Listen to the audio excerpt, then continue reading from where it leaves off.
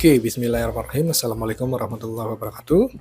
Bertemu kembali di mata kuliah e-commerce manajemen logistik. Dan di video kali ini, di pertemuan 4 ini, kita akan membahas mengenai toko online pribadi. Sebelumnya sudah dibahas di pertemuan sebelumnya bahwa di e-commerce itu memiliki dua konsep ya, atau dua cara. Yang pertama menggunakan toko online pribadi atau platform pribadi, dan yang kedua adalah menggunakan platform yang sudah tersedia ada di e-commerce seperti marketplace yang sudah ada di Indonesia seperti Shopee, Tokopedia, Lazada, dan lain sebagainya. Dan di pertemuan 4 ini kita akan spesifik membahas mengenai toko online pribadi dan bagaimana cara membuatnya, serta apa saja yang dibutuhkan untuk bisa membuat toko online pribadi. Sebelumnya mohon maaf karena di pertemuan 4 ini saya pribadi tidak bisa melakukan kuliah langsung melalui Zoom. Jadi untuk sementara saya menggunakan record video ini sebagai pengganti untuk di pertemuan 4 ini. Mudah-mudahan tidak mengurangi esensi dari isi materi yang akan saya bawakan kali ini. Oke, menu materi yang akan kita bahas di malam hari ini yaitu toko online, domain, dan hosting. Jadi ada 3 menu ini yang akan kita bahas bersama dan kita pelajari lebih dalam supaya kita benar-benar memahami mengenai salah satu konsep e-commerce yaitu menggunakan toko online milik pribadi. Yang pertama mungkin mengenal toko online itu pribadi. Ya, sebelumnya sudah di-mention juga bahwa toko online pribadi adalah sebuah platform jual beli yang dibuat sendiri menggunakan situs website atau aplikasi mobile. Untuk dapat membangun platform toko online sendiri ini, kita perlu memahami dan menguasai bagaimana merancangnya ya, bagaimana membuat situs website itu sendiri, baik menggunakan bahasa pemrograman murni ataupun menggunakan bantuan content management system ya, seperti WordPress, Joomla, PrestaShop, dan lain sebagainya. Jadi terserah, ada beberapa orang yang memang menggunakan udah paham coding gitu ya, bahasa pemrograman tertentu ya, mereka bikin dari awal membangun websitenya menggunakan coding murni, baik itu menggunakan PHP maupun HTML.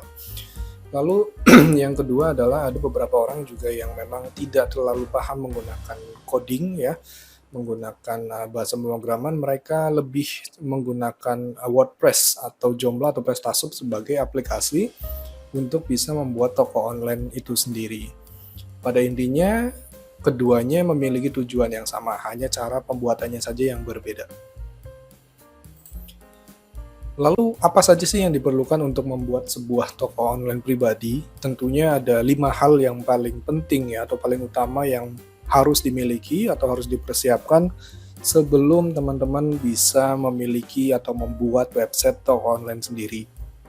Yang pertama tentu ada hosting, yang kedua ada domain, yang ketiga ada cPanel, yang keempat ada themes, yang kelima itu ada plugin. Kelima hal ini akan saya jelaskan secara terperinci satu persatu di pertemuan ini dan pertemuan berikutnya. Yang pertama adalah hosting. Hosting adalah layanan untuk menyimpan website atau aplikasi berbasis web agar dapat bisa diakses secara online melalui perangkat desktop, smartphone, maupun tablet. Jadi, pada simpelnya adalah hosting ini adalah tempat di mana file seperti teks, gambar, video, dan lain sebagainya kita taruh di dalamnya supaya nanti ketika ada yang mengakses file tersebut bisa muncul seperti itu ya. Kalau diibaratkan web hosting ini adalah seperti rumah lah, atau seperti gudang, atau seperti tempat di mana file kita ada di sana semua, dan tentunya lahan itu atau rumah itu atau gudang itu memiliki kapasitas atau resource yang berbeda-beda tergantung jenis hosting yang kita gunakan. Ada beberapa hosting yang perlu kita ketahui. Yang pertama adalah namanya share hosting. Nah, share hosting ini adalah jenis layanan hosting yang servernya digunakan oleh banyak user secara bersama-sama. Nah, kalau kita ibaratkan share hosting ini seperti rumah kos atau kos-kosan gitu ya. Jadi kita menyewa sebuah kamar kos di mana kita berbagi kamar mandi, berbagi dapur, berbagi listrik, dan lain sebagainya kepada para penghuni kos yang lain. Jadi kita tidak sendiri ya ada di sana, berbarengan, dan resource-nya kita juga harus saling berbagi. Nah, fasilitas tersebut kita tidak bisa menggunakannya secara sendirian doang gitu, nggak bisa. Jadi harus berbagi dengan banyak orang. Nah, ini adalah share hosting. Nah, share hosting ini biasanya yang paling banyak digunakan oleh pemula dalam membuat website ataupun membuat toko online. Kelebihannya apa? Kelebihannya tentu pertama adalah harganya ekonomis, karena ini harga yang paling murah ya di jenis hosting. Kemudian server hosting sepenuhnya dikelola dan dirawat, jadi ini juga bisa kita kelola dan rawat oleh si pemilik hosting. Kemudian cocok untuk pemula tentu saja, karena di dalamnya kita bisa melakukan beberapa pengaturan tanpa kita harus mengerti bahasa pemrograman atau mengerti mengenai cara menangani server dengan keahlian tertentu ya. Jadi pemula pun yang bukan lulusan dari IT, pahamlah bisa melakukan ini. Kemudian fasilitasnya lengkap, mulai dari disk space-nya, unlimited bandwidth-nya, database hingga SSL. Jadi share hosting juga memiliki beberapa fasilitas supaya websitenya menjadi lebih baik ya untuk digunakan. Disk space-nya bisa kita beli yang besar juga ada, yang kecil juga ada. Begitu juga dengan bandwidth, bahkan sekarang banyak sekali penyedia hosting yang memberikan harga murah tapi bandwidth-nya unlimited gitu ya. Sehingga ini menjadi daya tarik tersendiri ya buat para pemula untuk bisa membeli hosting dengan harga murah tadi. Kemudian ada SSL juga, ada beberapa yang memberikan gratis SSL, ada juga yang memberikan harga murah. SSL itu yang kalau kita tahu di website itu kan ada yang HTTP, ada yang www ya. Nah, kalau yang SSL itu biasanya depannya HTTPS. Nah, SSL itu sendiri untuk beberapa situs itu menunjukkan bahwa situs tersebut kredibel dan aman, seperti itu ya. Untuk lebih jelas mengenai SSL mungkin saya akan jelaskan di pertemuan-pertemuan berikutnya. Kekurangannya tentu yang pertama, jika ada user yang menggunakan fasilitas secara berlebihan, website user lain dapat ikut merasakan dampaknya. Misalnya ada satu website yang pengunjungnya banyak sekali. Akhirnya website-website yang lain yang ada di dalam share hosting yang sama akan mendapatkan dampaknya. Analoginya sama seperti kos-kosan tadi.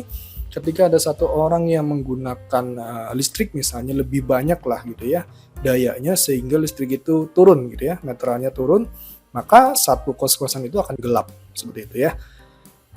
Kemudian kekurangan yang kedua adalah adanya limit penyimpanan file dan fasilitas hosting web.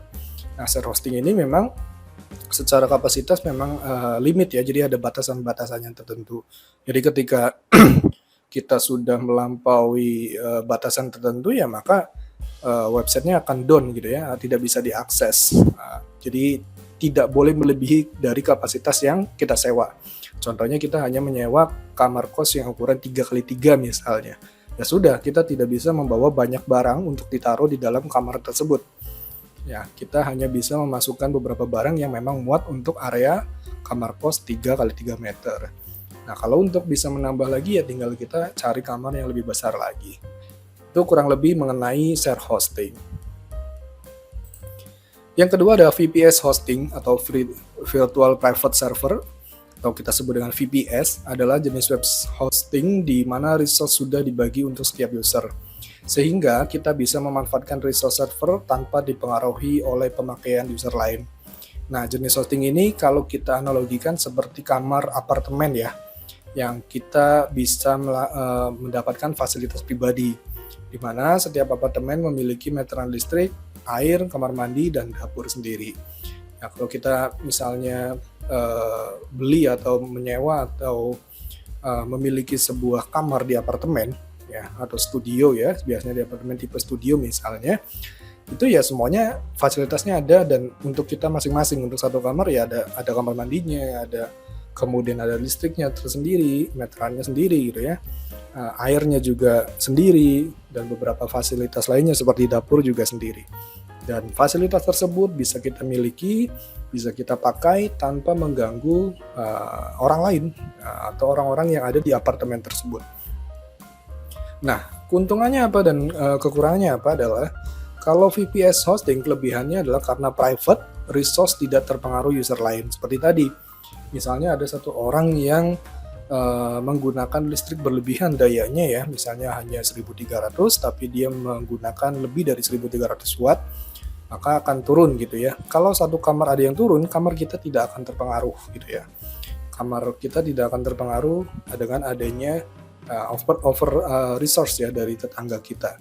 Enaknya seperti itu.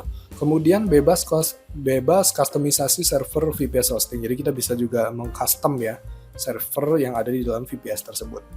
Kemudian yang ketiga, dapat mengelola banyak akun hosting. Nah, dalam satu VPS hosting ini, kita bisa membagi beberapa akun hosting gitu ya, untuk bisa kita gunakan di beberapa website yang berbeda. Kemudian bebas memilih sistem operasi. Nah, kita bisa memilih OS-nya mau pakai OS apa, itu bisa ya.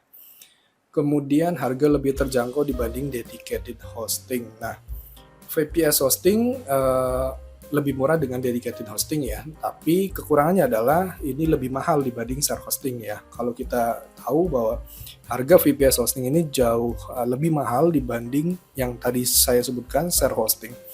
Nah, kekurangan yang lain adalah harus melakukan konfigurasi server sendiri dan perlu memiliki pemahaman teknis tentang server.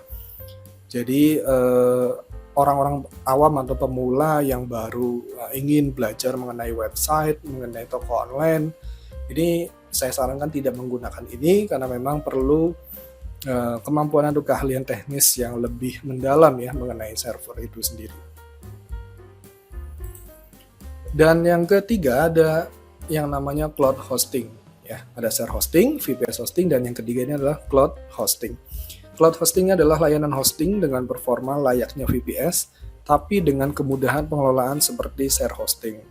Nah, artinya kapasitasnya atau fasilitasnya hampir sama ya seperti VPS tadi, tapi keuntungannya adalah ini bisa kita kelola bagi para pemula. Jadi siapapun orang-orang yang baru ingin belajar website bisa menggunakan cloud hosting. Nah, jika diibaratkan, cloud hosting ini seperti kita memiliki bisnis resto atau cafe, di mana kita memiliki cabang yang banyak. Jadi ketika ada antrian, orang bisa berpindah ke cabang yang lain. Dengan adanya banyak cabang, maka resource-nya bisa kita bagi secara prorata ya, sehingga tidak terjadi penumpukan di salah satu channel saja, seperti itu ya. Kelebihannya adalah tentu resource yang tersedia banyak, hampir sama seperti VPS hosting tadi, menampung traffic yang sangat tinggi juga mampu, full manage oleh penyedia layanan hosting, tidak perlu pengetahuan teknis yang mendalam. Jadi kalau kita pengen memilih kapasitas hosting yang besar, tapi bisa dikelola dengan mudah tanpa memiliki keterampilan khusus mengenai server, cloud hosting lah pilihannya. Cuman memang kekurangannya adalah harga cloud hosting ini jauh lebih mahal dibanding share hosting dan jauh lebih mahal juga dari VPS. Jadi harganya memang di atasnya VPS gitu ya. Nah, siapa sih yang perlu untuk share hosting, kemudian VPS hosting dan cloud hosting? Kalau untuk share hosting tadi saya sebutkan bahwa buat kalian yang baru memulai gitu ya untuk belajar mengenai website, ini bisa banget menggunakan share hosting. Harganya murah, cara penggunaannya mudah, dan bisa kita gunakan untuk beberapa website yang memang trafficnya belum terlalu banyak. Sedangkan VPS hosting ya saya sarankan untuk orang-orang yang memang sudah ahli ya di bidang website, server dan sebagainya, dan memang kapasitas websitenya sudah memiliki traffic yang cukup tinggi gitu ya, sudah ratusan ribu per harinya yang masuk ke dalam website tersebut. Nah, cloud hosting ini buat orang-orang yang pemula tapi ingin memiliki kapasitas yang tinggi, sehingga website yang tadi yang trafficnya sudah banyak namun kalian belum paham mengenai teknik server, cloud hosting bisa menjadi pilihan. Oke, yang selanjutnya setelah kita mendalami atau memahami mengenai hosting, yang kedua yang diperlukan dalam membuat toko online sendiri adalah domain. Domain adalah nama unik yang berfungsi untuk mengarahkan pengguna ke website tertentu. Nah, nama domain ini umumnya diakhiri dengan ekstensi seperti .com, .id, .net, .info, .ac.id, ya, .co.id dan lain sebagainya. Nah, sistem nama domain terdiri dari dua elemen utama, yaitu nama domain dan ekstensi domain. Nama domain adalah alamat yang mewakili website Anda, sementara ekstensi domain adalah bagian akhir dari domain. Nah, biasanya ekstensi ini mengenalkan atau memberi informasi kepada kita, ini website apa. Misalnya ada beberapa website yang menggunakan .com, itu untuk apa, .id untuk apa, dan sebagainya. Nanti saya akan jelaskan. Nah, untuk namanya sendiri kita bisa tahu misalnya www.heriarifin.com. Nah, Heri Arifin ini berarti adalah nama domain. .com adalah ekstensinya. Fungsi domain apa? Adalah agar pengguna bisa mengakses website tanpa repot memasukkan alamat IP terlebih dahulu. Ya, jadi kita tahu bahwa setiap website sebenarnya memiliki IP ya, yang terdiri dari beberapa angka ya. Nah, karena tipe manusia ini sulit untuk mengingat angka, apalagi kombinasinya terlalu banyak, maka IP tersebut dirubah menjadi domain, di mana di dalamnya berisi tulisan ya, atau teks atau nama yang lebih mudah diingat dibanding kombinasi angka. Nah, pada dasarnya website ini disimpan di sebuah web server, dan kemudian ketika nama domain itu dipanggil, maka websitenya akan muncul seperti itu ya. Jadi sebagai alamat lah, sehingga kita lebih bisa mudah memanggil IP si website tersebut. Lalu macam-macam domain. Nah, pada umumnya domain memiliki ekstensi domain yang berfungsi untuk menginformasikan jenis website itu sendiri. Nah, .com misalnya, domain untuk penggunaan komersial tadi. Kalau toko online biasanya menggunakan .com, misalnya tokopedia.com gitu ya.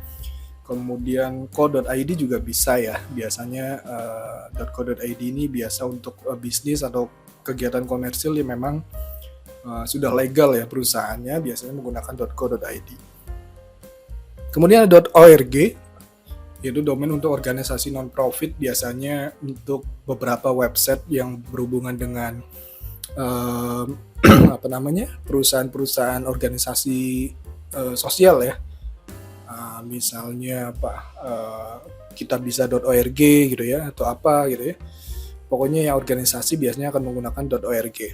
Sedangkan .net umumnya adalah merupakan perusahaan teknologi jaringan seperti jasa internet ya, atau jasa-jasa lainnya berhubungan dengan teknologi. Sedangkan .edu biasanya untuk pendidikan ya, kita tahu bisa edu apa-apa bla bla bla .edu itu ada, biasanya di luar negeri banyak sekali.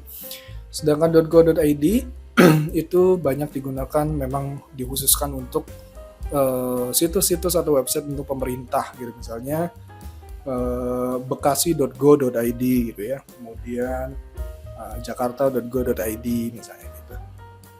Kemudian .co.id tadi sudah dijelaskan, komersial tapi untuk perusahaan-perusahaan yang memang ingin menunjukkan bahwa itu adalah perusahaan yang sudah legal.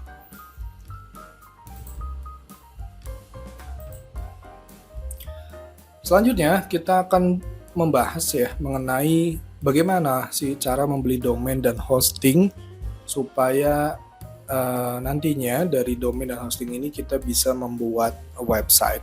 Nah, beberapa penyedia hosting yang terkenal atau terpopuler di Indonesia, salah satunya atau beberapa diantaranya yang bisa saya sebutkan yaitu adalah Domainsia, ID Web Host, Niaga Hoster, Hostinger, SiteGround, Keyword, Exabyte, Dewa Web, dan lain sebagainya. Kalau saya sendiri biasanya menggunakan Domainsia, Niaga Hoster, kemudian Dewa Web gitu ya. Ada satu lagi ID Web Host. Biasa juga saya gunakan untuk membeli domain dan hosting di sana. Bedanya apa Pak? Bedanya adalah biasanya di harga saja ya. Kalau misalnya di Domainsia sedang ada promo ya saya belinya di Domainsia. Kalau di Niaga Hoster sedang ada promo ya belinya di Niaga Hoster. Secara umum semuanya sama ya, penyedia tersebut semuanya sama, hanya di beda harga dan pelayanan saja. Ada yang pelayanannya agak lambat ketika ada masalah, kita tanya, kita ingin menyelesaikan masalah, ada yang lambat, ada yang cepat dan sebagainya, itu tergantung dari penyedia itu sendiri. Mungkin setelah ini saya akan menjelaskan atau mempraktekkan bagaimana cara membeli atau mengorder hosting dan domain melalui salah satu penyedia hosting dan domain yang ada di sini. Dan untuk lebih jelasnya, langsung saja kita akan praktek bagaimana membeli domain di salah satu penyedia, yaitu Domaination. Oke, pertama kita buka Google, kemudian kita ketikkan Domaination ya. Kita ketikkan Domaination. Oke, lalu kita pilih yang paling atas. Dan di sini kita bisa mengorder hostingnya, the domain, dan kita pilih menu hosting dulu, kemudian web hosting. Lalu di sini ada beberapa pilihan untuk kita mau milih yang paket mana. Kita coba yang super misalnya, ini ada kapasitasnya. Kalau sudah kita klik beli, dan di sini kita bisa melihat lokasi server dan siklus penagihannya ya. Ada Singapura, Jakarta untuk servernya.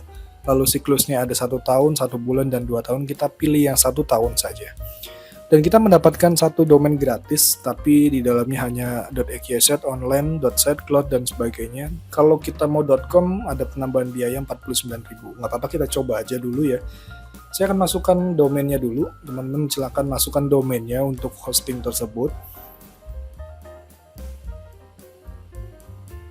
Kalau warnanya hijau seperti ini, artinya domainnya masih tersedia ya, belum digunakan oleh orang lain. Dan di sini ada penambahan biaya 49.000. Kalau sudah kita ke bawah dan kita masukkan email kita, nah kalau sudah kita klik masukkan troli, dan di sini ada keranjang belanja yang kita order tadi, total harga, biasanya juga ada promo dan sebagainya. Totalnya 543.900. Nah, karena kita belum punya akun, kita akan sign up dulu ya. Nah, kita masukkan nama depan, nama belakang, kemudian pilih kategori kita sebagai pebisnis atau perorangan, kita pilih yang personal saja, email kita tadi, dan kita masukkan atau membuat password untuk kita login nantinya ya. Silakan masukkan minimal 8 karakter. Kalau sudah kita klik lanjut saja. Oke. Selanjutnya kita akan disuruh masukkan beberapa data lagi seperti alamat, negara, provinsi, kota, dan kode pos. Kita isi saja. Oke, selanjutnya kita juga disuruh memasukkan nomor handphone kita.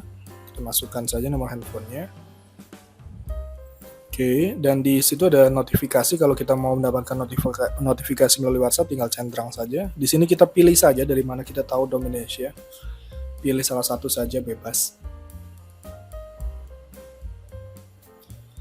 Oke, kalau sudah kita centang dan kita langsung sign up saja.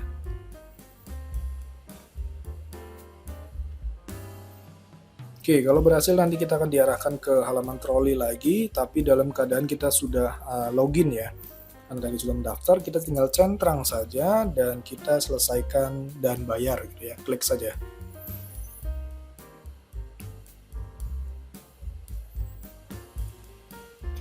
Kalau sudah, kita akan mendapatkan invoice seperti ini, di mana di dalamnya ada informasi pembayaran, nomor rekening, kemudian ke bawah kita ada juga deskripsi order tadi, kita mengorder hosting dan domain, sekaligus mendapatkan promo, dan totalnya adalah 544.980 untuk 1 tahun ke depan ya, jadi pembayarannya 1 tahun ke depan, penagihannya lagi.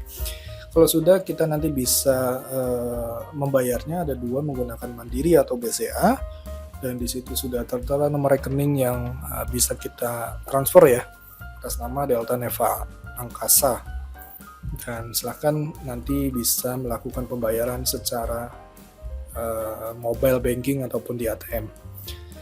Kita juga bisa print invoice-nya, kita tinggal print saja, atau kita juga bisa save PDF gitu ya. Kita klik saja seperti ini, save PDF, lalu kita klik save,